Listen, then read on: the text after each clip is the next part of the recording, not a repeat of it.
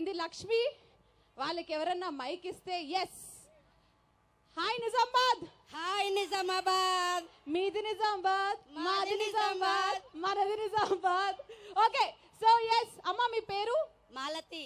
మాలతి గారు, వెంకటేష్ గారు కరెక్ట్ గా మీకు 10 అడుగుల దూరంలో ఉన్నారు. చూశాను. ఆయనకి ఏం చెప్తారు? వెంకటేష్ గారి గురించి చెప్పాలంటే వర్డ్స్ సరిపోవు. మరి పాట పాడతారా? అబ్బో, ఒకసారి మా కోసం గోదారి గట్టు మీద రామసిల్కవే, గోదారి గట్టు మీద రామసిల్కవే, గోరింట కెట్టుకున్న సందమామవే, గోరింట పెట్టుకున్న చందమామవే. అబ్బోవే. ఆహా, సింగర్లు బయటకు వచ్చేసారు. సరే, వెంకటేష్ గారికే మీరు కనుక ఐ లవ్ యూ చెప్పాలనంటే ఎలా చెప్తారు? మా సార్ ఒప్పుకోరండి, లేకపోతే చెప్పేదాన్ని.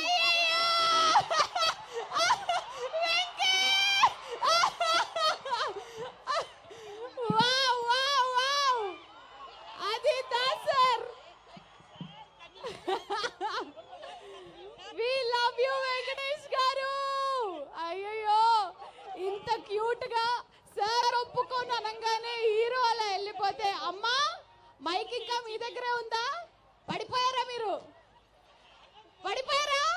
హ్యాపీయా? మైక్ లో చెప్పండి. చాలా చాలా చాలా హ్యాపీగా ఉంది. అసలు లైఫ్ లో కూడా అనుకోలేదు సార్ ఓకే. వస్తారని. ఇప్పుడు మీ సారే కాదు, ఏ సారే ఏం చేయలేరు. ఓకే, సో నెక్స్ట్ ఎవరికన్నా మైక్ పాస్ చేయండి. అమ్మా, మీ పేరేంటో చెప్పాలి. మీరు నాకు కనపడట్లేదు కానీ వినపడతా. నా పేరు పద్మ కటకం. పద్మ గారు, సో వెంకటేష్ గారి సినిమాలు మీరు ఇప్పటివరకు ఎన్ని చూసారు? కొన్ని సినిమా పేర్లు టకా టకా చెప్పాలంటే చెప్పండి. చాలా చూశాను, కానీ సంతోషంలో ఏం గుర్తు రావట్లేదు. అబ్బా, ఒక చక్కటి కవర్ డ్రైవ్ చప్పట్లు మీకు. లేదు, సంక్రాంతి చూశాను. సంక్రాంతి చూసారు? చాలా చూశాను, గుర్తు రావట్లేదు. ఓకే, మరి తిరుమల్లె పువ్వు చాలా ఇష్టం. అది ఆయన పక్కనే ఏ హీరోయిన్ తో ఆయన కాంబినేషన్ చూస్తే మీకు అప్పుడు అబ్బా ఏం కాంబినేషన్ అని అనిపించేది?